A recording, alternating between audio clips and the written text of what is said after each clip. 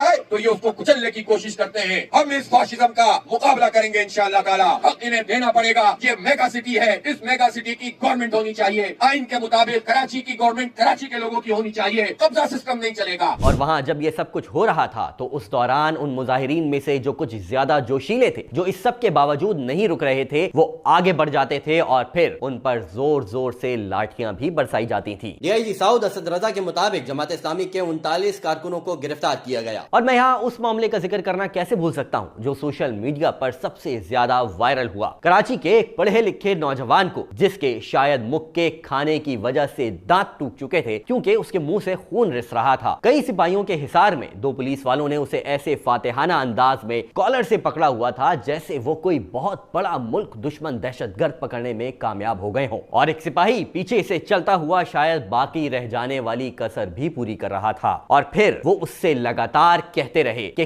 کلمہ پڑھ اور مسلمان ہو جا. تھوڑا آگے چل کر ان دونوں سپاہیوں میں سے ایک نے زوردار لات رسید کی اور تیسری یا چوتھی مرتبہ کہا کلمہ پڑھ, اور پھر اسے قاتلوں اور ڈکیتوں کو پکڑ کر لے جانے والی بند پرزنرز وین میں دھکیل دیا گیا. کئی اور بھی تھے جو اسی طرح کے حالات میں کیمرے کی آنکھ نے محفوظ کیے, اور نہ جانے کتنے ایسے رہے جو کیمروں کی آنکھوں سے بھی چوک گئے. ان قید کیے گئے کراچی کے نوجوانوں پر سرکار کی مدعیت میں دہشت گردی کی دفعات لگا کر FIR کاٹی گئی. سارا شہر یہ سوال کر رہا ہے کہ احتجاج کرنا اور اپنے حقوق کے لیے سوال اٹھانا کب سے دہشت گردی ہو گئی. چلے مانا کہ آپ کو سوال کرنے والے بہت برے لگتے ہیں. مرتضی وہاب صاحب بھی ہمارے کئی جرنلسٹ کولیگ پر دوران پریس کانفرنس بھی بھڑکتے رہے ہیں, but being a Karachiite I think this is beyond limit. اب سندھ حکومت کا اس حوالے سے یہ موقف سامنے آ رہا ہے کہ ہم نے منع کیا تھا تو یہ لوگ ریڈ زون میں کیوں داخل ہوئے. ممبر سندھ اسمبلی محمد فاروق فرحان نے آج اس پورے معاملے پر دوران اجلاس اسمبلی فلور پر کھڑے ہو کے کیا کہا وہ سنیے. یہ وہ مطالبہ تھا جس کے تحت ہم آئے تھے, پانی مانگ رہے تھے. یہ ہے وہ ایکس رے فرحان نام کے اس نوجوان کے ٹانگ کا جس کا فریکچر ہوا ہے. یہ ہے وہ بزرگ جن کے سر پر